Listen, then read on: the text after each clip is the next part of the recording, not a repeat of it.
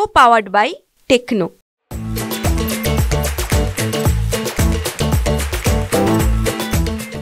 महात्मा ज्योतिराव फुलेंचा कालखंड कोणता होता?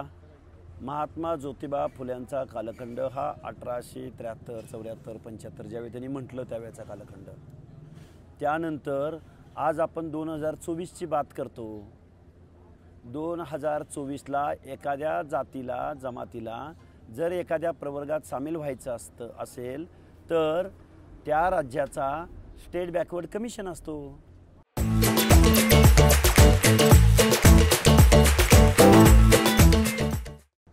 आणि स्टेट बॅकवर्ड कमिशनच्या सर्व टेस्टमधून अप्लाय करून तुम्ही लीगल मार्गानं ओबीसीमध्ये येऊ शकता. तुम्हाला कुणी सांगितलं येऊ शकत नाही म्हणून? पण त्यासाठी स्टेट बॅकवर्ड कमिशनचे पॅरामीटर्स मेथडॉलॉजी आहे. ती मेथडॉलॉजी तुम्हाला मान्य नाही. मग या महाराष्ट्रामधल्या अनेक जाती जमाती अशी आहेत की त्या 1873 वगैरे त्या कालखंडामधला त्यांचा जर एकूण पेहराव बघितला, त्यावेळची त्यांची स्थिती बघितली, तर मग त्यांना आपण कुठलं आरक्षण द्यायचं? या गोष्टीचे उत्तर शासनकर्त्यांनी, धोरणकर्त्यांनी आणि संविधान, कायदा, कॉन्स्टिट्यूशन या सगळ्या गोष्टीमध्ये आत्तापर्यंत 4 स्टेट बॅकवर्ड कमिशननी मराठा समाजाचं सामाजिक मागासले पण नाकारले. सुप्रीम कोर्टानं 650 पानाच्या जजमेंटमध्ये नाकारले. औरंगाबाद खंडपीठाच्या जस्टिस मार्ला पल्ले यांनी मराठा आणि कुणबी एक समजणं म्हणजे सामाजिक मूर्खपणा होय या टायटलखाली जजमेंट दिलं आहे. यांना कायदा मान्य नाही, यांना कॉन्स्टिट्यूशन मान्य नाही, यांना आयोगाचे रिपोर्ट मान्य नाहीत, यांना सुप्रीम कोर्टाचं जजमेंट मान्य नाही आणि यांना हैदराबाद गॅजेटमध्ये आम्ही असं आहोत आणि तुकाराम महाराज बरे झाले देऊ कुणबीची केलो. अरे कुणबी कोण? जो कुणबी सामाजिकदृष्ट्या मागास आहे आमच्या कोकणातला, मी वारंवार सांगतोय, रायगडच्या दक्षिणेचा आणि रत्नागिरीच्या उत्तरेमधला जो कुणबावा करतोय, जो वतनदाराच्या जमिनी कुळानं घेतोय, ज्याची आजही परिस्थिती नाड घालून ते जातात, ज्यांच्या माता भगिनींना आजही घोळदार साडी नेसायची परवानगी त्या गावागावामध्ये नाही, आजही त्यांचं प्रतिनिधित्व नाही, आणि तोच कुणबी मुख्यमंत्री महोदय कान खोलून ऐका, तुम्ही हैदराबादचं गॅजेट आणताय ना दुसऱ्या स्टेटमधलं, तोच माझा कोकणातला कुणबी, त्याचेच पाहुणे रावळे तमिळनाडूमध्ये आणि गोव्यामध्ये SC मध्ये येतात. मग आमचा परीट बांधव, धनगर बांधव, बेरडबेडर रामोशी, पारधी, कैकाडी, अनेक उदाहरणं देईन मी, बंजारा, लबान, हे वेगवेगळ्या स्टेटमध्ये SC ST मध्ये येतात. मग त्यांचे पुरावे आणून त्यांना आपण SC STचं रिझर्वेशन देणार आहोत का? जे चाललंय ते बेकायदेशीर चाललंय. आम्ही संविधानाच्या भाषेत कितीतरी सांगितलं, ना शासनाला कळतं, ना आयोगाच्या अध्यक्षांना कळतं, ना महाराष्ट्रातल्या कुठल्या मंत्र्यांना कळतं. मग आता आम्ही जशास तसं उत्तर द्यायचं ठरवलंय.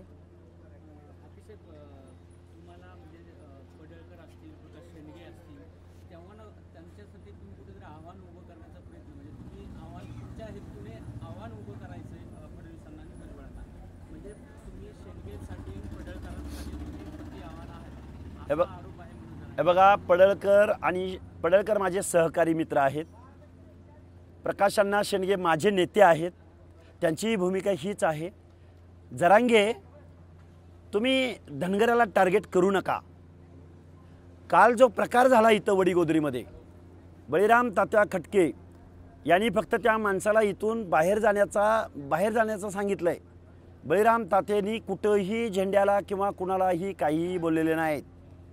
त्यांच्या केसाला जर धक्का लागला ना तर आम्ही महाराष्ट्रातले सगळे OBC विजयंती बांधव, आम्ही तेवढ्याच ताकदीनं, आम्ही शिवाजी महाराजांना मानणारी माणसं आहोत. आणि आता धनगराला टार्गेट करायच्या भानगडीत पडू नका. धनगराचा रोष तुम्हाला परवडणारा नाही, कारण आम्ही होळकरांची औलाद आहे. जरांगे, भुजबळ साहेबांना तुम्ही शिव्या दिल्या, महाराष्ट्रानं ऐकून घेतलं. तुम्ही धनंजय मुंडे, पंकजा मुंडेंना टार्गेट केलं, महाराष्ट्रानं ऐकून घेतलं. आता धनगराच्या नादाला लागू नका आणि त्या फंदात पडू नका. आमचं STचं आंदोलन चालू आहे आणि आमचा OBCशी संबंध नाही. अरे जरा सल्ला घेऊन तरी प्रेस करत जा. धनगर OBCमध्ये येतो, धनगर 3.5% आरक्षण घेतो, फक्त धनगर नाही, हा म्हणतो विजयंतीचा प्रवर्ग वेगळा आहे आणि ओबीसी वेगळा आहे. बंजारा कशात येतो, वंजारी कशात येतो, बेरड रामोशी कशात येतो, धनगर कशात येतो, एनटीमध्येच येतो ना. मग ही सगळी माणसं ओबीसीच्या बाहेर आहे असं म्हणायचं का तुला? त्यामुळं जरांगे, अरे निदान सल्ला तरी घेऊन बोलत जा. तुम्ही त्या प्रश्नाचं उत्तर टाळलं. प्रकाश शेंडगे आणि पडळकरांना आव्हान देण्यासाठी तुम्हाला उभं केलेलं आहे असा आरोप. अहो जरांगेला खरं काय कळत नाही बरं का. कसं काय ते त्यांना कसं काय आव्हान माझं होऊ शकतं? ते माझे सहकारी, माझे नेते आहेत.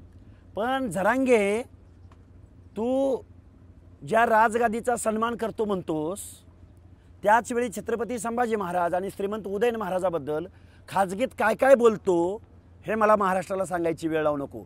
तू तुझी गादी निर्माण करायचा प्रयत्न करू नको.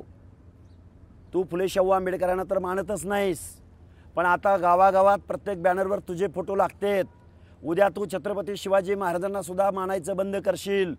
आणि असला शिव्या देणारा, जातींचा द्वेष बाळगणारा, परत जातीच्या ओबीसीच्या नेतृत्वावर अर्वाच्य भाषेत शिवीगाळ करणारा, त्यामुळं तू जरा सांभाळून वाग, सांभाळून बोल. अशी तुझी गादी निर्माण होत नसती. त्यासाठी खूप मोठा त्याग लागतो, सर्वसामान्य माणसांची भाषा लागते. कुणाला शिव्या देऊन वगैरे असं काही नेता होता येत नाही. कालचा जो राडा झाला तो ओबीसीने केला नसून तो भुजबळच्या नाटक कंपनीने केला असा आरोप केला. तुझी कुठली तमाशा कंपनी आहे का? आम्ही भुजबळांची नाटक कंपनी असेल तर तू तू तू एकनाथ शिंदेचा तमाशा आहे का? तमाशामध्ये बतावणी असती, त्यानंतर तमाशामध्ये करमणूक असते, त्यानंतर तमाशामध्ये वगनाट्य असतं. पण तुझ्या तर तमाशात नुसती बतावणीच आहे, नुसती नौटंकीच आहे, नुसतं सोंगाड्याचं काम करतो तू. मनोरुग्ण आहे तू. कारण तुला थोडी जर या महाराष्ट्रामधल्या इतर जातीबद्दल थोडी आम्ही भाऊभाऊ म्हणतो तू, आणि त्यांचंच आरक्षण पाहिजे म्हणतो तू. कसं काय भाऊभाऊ आहे बरं, सांग बरं. काल मराठा समाजाच्या मुलाला मारले, 2-3 मुलाला. आता सुरुवात तुम्ही केली, शेवट आम्ही करणार असं म्हणतात. तीच मुलं दारू पिऊन आलेली होती. त्यांचा व्हिडिओ बघा, आमच्याकडे आहे. तोच माणूस म्हणतो की आम्ही दारू पिऊन आलोय. एखाद दुसरी चापट मारली असेल, तेवढं सहन करायचं ना. अरे तू तर आमची घरं जाळलेत. काय काय केलंय तुम्ही? नाभिक समाजाच्या घरावर हल्ले करणारे तुम्ही. एक चापट सहन करा ना तेवढी. तुम्ही ओबीसीसाठी लढत नसून ओबीसी मराठात भांडण लावता. तू काय करतोय? बीडचं जी काय जाळपोळ झाली त्याला किती महिने झाले? मग आम्ही फक्त ओबीसीचा आवाज बनलो, आवाज उठवायचा प्रयत्न केला तर आम्ही भांडणं लावली. आणि तू काय आरती घेऊन ओवाळणी करतोय का? तुम्ही मला एक सांगा, रस्ता अडवल्यावरून हा माणूस प्रशासनाला चॅलेंज करतो की रस्ता यांच्या बापाचा आहे का म्हणतो. बीडमध्ये ज्यावेळी तू शांतता रॅली घेऊन गेला हा माणूस, शांतता, आणि तिथं शाळा बंद ठेवायला लावल्या. लातूर, पुणे, शाळा बंद कुठल्या कायद्याने ठेवता येते? आणि शाळेतल्या मुलांचा आणि तुझ्या शांतता रॅलीची कुठं कॉन्ट्रावर्सी होती? त्यामुळे जरांगे, आपला तो बाब्यान दुसऱ्याचं ते कार्ट हे बंद कर आता. काय चोराच्या उलट्या बॉम्बा म्हणावं लागतील याला. गेल्या 1 वर्षापासून ओबीसींच्या छोट्या छोट्या घटकावर अन्याय करण्याचं काम या जरांगे नावाच्या माकडाच्या झुंडशाहीनं केलं. म्हणजे निव्वळ जाळपोळ करण्याचं काम, जसं हनुमानाने श्रीलंका जाळली अशा पद्धतीनं ह्या जरांगे नावाच्या माकडानं बीड जिल्हा जाळण्याचं काम केलं. बीड जिल्ह्यातील गंगामासला या गावामध्ये नाभिक समाजाचे दुकानांची जाळपोळ केली, तोडफोड केली. त्यावेळेस याला मजा वाटत होती का? आज कुठंतरी त्यांचेच माणसं दारू पिऊन आले आणि त्यांना जर इथे येऊन घोषणा देत असतील आणि त्यांना जर एखादी चापट लागत असेल आणि एखादी चापट भेटत असेल तर प्रसाद तर भेटलाच पाहिजे ना. आणि एखाद्या वेळेस प्रसाद भेटला तर एवढं दुःख होण्याची गरज नाही ना. आमच्या गोरगरीब गावागावात एखाद्या तरुणाने सोशल मीडियावर जरी काही व्यक्त होण्याचा प्रयत्न केला तर अशा तरुणांना मारहाण करण्याचं काम ह्या झुंडेशाहीने केलं. त्यावेळेस ह्या जरांगे नावाच्या छपरीला समजत होतं का? त्यावेळेस मजा वाटत होती याला. परंतु आता ओबीसी समाज जागा झाला, त्यावेळी या राज्यातील 400पेक्षा जास्त असणाऱ्या जाती एकत्र आल्या नव्हत्या. प्रत्येक माणूस म्हणायचं जाऊ द्या, होतील शांत. परंतु आज आता सर्वांना कळायला लागले किंवा आती तिथं माती एक दिवस होत असती. सर्व ओबीसी समाज एकत्र आलाय. अन्याय जास्त झाल्याच्या नंतर सर्वांना कुठंतरी पेटून उठावं लागतं. आज तशी परिस्थिती निर्माण व्हायला सुरुवात झाली आणि जरांगेला विनाकारण आम्ही डिवसण्याचा प्रयत्न सुद्धा केला नाही. जरांगेची झुंडशाही आमच्या उपोषणाच्या समोरून जात असताना घोषणा देण्याची गरज नाही, घोषणाला प्रति घोषणा देणारच. आणि जशास तसं तुम्ही जर इथून अरेरावीची भाषा केली तर प्रसादसुद्धा मिळेल. त्यामुळं जरांगेने आता त्यांच्या झुंडशाहीला आवर घालण्याचं काम करावं आणि विनाकारण कुठेही आमच्या ओबीसी नेत्यावर असतील, आमच्या ओबीसी समर्थकावर असतील आरोप करण्याचा आणि ओबीसी समर्थकांना टार्गेट करण्याचं काम करू नये. काल बळीराम तात्या खटके यांनी कुणालाही मारहाण केली नाही, परंतु त्यांनी लगेच त्याचा व्हिडिओ काढून झेंडा फाडण्याचं सुद्धा काम केलं नाही. परंतु चुकीचे व्हिडिओ व्हायरल करायचे आणि त्याच्यामध्ये एखाद्या माणसाची बदनामी करण्याचा हा प्रयत्न मराठा समाजाने आणि जरांगीच्या झुंडशाहीनं थांबावा. अन्यथा येणाऱ्या काळात आम्ही सुद्धा जशास तसं उत्तर द्यायला सज्ज झालेलो आहोत. समाज आता सज्ज झालेला आहे. त्यामुळे जरांगीने आता सावधान राहावं. काल 4 मराठा तरुणांना ओबीसीच्या लोकांनी मारहाण केली, त्याचा बदला घेतला जाईल असा इशारा दिला. सुरुवात तुम्ही केली. आता नाही, खरं तसं म्हणायचं तर जरांगीने सुरुवात केली. आमच्या लाखो तरुणांना मारहाण करण्याचं काम महाराष्ट्रात केलेलं आहे. त्यामुळं आम्ही 2 जणाला आमच्या समर्थकांनी सापट हाणली म्हणजे काही लई मोठी गोष्ट नाही. त्यांनी तर आमच्या लोकांचे रक्त बाहेर सांडूस तर मारलंय. आमच्या लोकांची घरं जाळली, आमच्या लोकांच्या हॉटेल जाळल्यात, आमच्या लोकांच्या गाड्या फोडल्यात. आमच्या ओबीसी आमदारांना दबाव टाकण्याचं काम केलं, आमच्या ओबीसी आमदारांच्या गाड्या फोडण्याचं काम केलं, जाळण्याचं काम केलं, अडवण्याचं काम केलं. ते तरी आम्ही करत नाहीत ना. महाराष्ट्राला कळतंय झुंडशाही कोणाची आहे, दादागिरी कोणाची आहे आणि कोण अन्याय करतंय कोणावर. आज गेल्या भारत स्वातंत्र्य झाल्यापासून 70-75 वर्षापासून हा मराठा समाज ओबीसी समाजातील सर्व घटकांना, SC ST समाजातील सर्व घटकांना आजपर्यंत वापरत आलाय आणि पायाखाली दाबत आलाय. म्हणजे अन्याय कुणाचा आहे हे सर्व समाजाला आता कळलेलं आहे. त्यामुळं अन्यायाला वाचा फोडण्यासाठी आता सकल ओबीसी समाज, SC ST मुस्लिम समाज आता सज्ज झालेला आहे. त्यामुळं येणाऱ्या विधानसभेमध्ये जरांगे नावाच्या झुंडशाहीला आणि जरांगेच्या मालकांना येणाऱ्या काळात धडा शिकवल्याशी हा समाज स्वस्थ बसणार नाही. तुम्ही झुरळा आहात, मराठ्यांनी आता शांत राहावं, वेळ आल्यावर आपण तुमचा हिशोब करू असा इशारा जरांगे पाटलांनी दिला. अरे झुरळा, तुझा चेहरा झुरळासारखा दिसतोय. आम्हाला काय झुरळ म्हणतो? तुझी लायकीच झुरळासारखी आहे. तू झुंडशाही निर्माण करण्याचं काम केलं, याला डिवसण्याचं काम, त्याला डिवसण्याचं काम करतो. म्हणजे तुला खरोखर महाराष्ट्रात पुन्हा झुंडशाही निर्माण करून गुंडगिरी करायची किंवा जाळपोळ करायची आहे का? हा जरांगेला माझा प्रश्न आहे.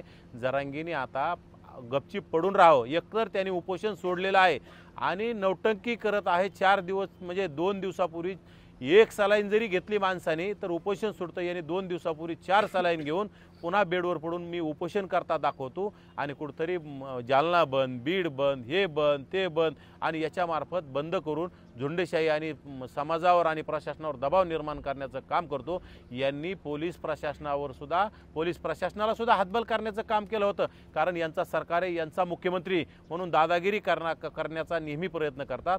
पाठीमागं पोलीस प्रशासनाच्या 100 कर्मचाऱ्यावर, अधिकाऱ्यावर दगडफेकीतून त्यांना म्हणजे हॉस्पिटलमध्ये आजसुद्धा काही त्यांचे अधिकारी कर्मचारी अद्यापसुद्धा प्रशासनामध्ये रुजू झालेले नाही. त्यांच्यावर गंभीर इजा झालेली आहे. आणि झुंडशाही कोण करते यामध्ये प्रशासनाला कळतं आहे आणि राज्यकर्त्याला कळत नसेल. कारण की जातीवादी एकनाथ शिंदे जोपर्यंत मुख्यमंत्री आहेत तोपर्यंत या एकनाथ शिंदेला झुंडशाही कोण करतं आहे हे कळणार नाही. त्यांना फक्त ओबीसींचा द्वेष आहे आणि या राज्यातील इतिहासातील पहिला ओबीसी SC ST मुस्लिम द्वेष्टा मुख्यमंत्री कोण असेल तर हा एकनाथ शिंदे आहे. त्याचा आम्ही निषेध करतो. आम्ही जर रस्ता अडवला असता तर छगन भुजबळांनी थैथयाट केला असता. एखाद्या नाच्यासारखं त्यांनी केलं असतं. नाच्या म्हणाले छगन भुजबळांना जरांगे पाटील. अरे माकडा जरांग्या, याच्या आधी किती रस्ते अडवले तुम्ही, किती लोकांना मारहाण केली तुम्ही, गाड्या अडवाडू मारहाण केली. रस्ते अडवण्याची भाषा आम्ही अडवत नाही अशी भाषा जरांगीला शोभत नाही. जरांगीने खूप गरिबावर हल्ले केले, सुतार समाजावर हल्ले केले, न्हावी समाजावर हल्ले केले, कुंभार समाजावर हल्ले केले. ही सर्व जरांगेच्या झुंडशाहीचं योगदान आहे. आणि जरांगीने महाराष्ट्रात फुलेशाहू आंबेडकरांचा महाराष्ट्र आपण आजपर्यंत म्हणत होतो, परंतु आता त्यांनी फुलेशाहू आंबेडकरांच्या नावाला, फुलेशाहू आंबेडकरांच्या महाराष्ट्राला कलंक लावून त्यांनी शिव्या शापांचा महाराष्ट्र निर्माण केला आहे. खरं तर या राज्याला देशाच्या पंतप्रधानी, देशाच्या सर्वोच्च असणाऱ्या राष्ट्रपतींनी या महाराष्ट्राला शिव्या शापांचं महाराष्ट्र असं एक काय पारितोषिक द्यावं असं माझं पंतप्रधान आणि राष्ट्रपतीला आव्हान आहे. को पावर्ड बाय टेक्नो.